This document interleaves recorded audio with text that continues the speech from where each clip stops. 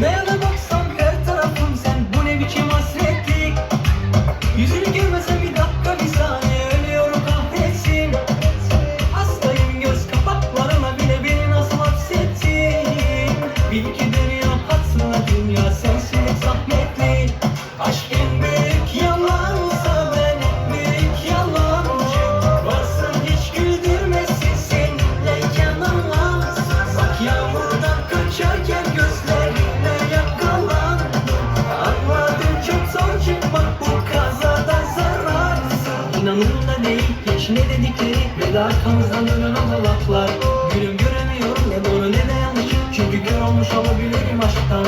Gel kollarıma sımsıkı sarayım seni, gel ıslanıp yağmur gibi yağsa. Hemen unutuyorum her şeyi karışıyor, kafam önümde kırılırken o kalçam. Her yerde tuzak, kaç gel rüyalarıma. Versen dünyaları sana, düşsem sevdan daha. Ben yandım ama sen yoksan her yer ayar. Bir gülse gelse bahar, dost olsa geceler sabaha. Aşk en büyük yalansa ben en büyük yalancı. Varsa hiç güldürmesin seninleyken anlamsız. Bak yağmurdan kaçarken gözlerine yakalandım.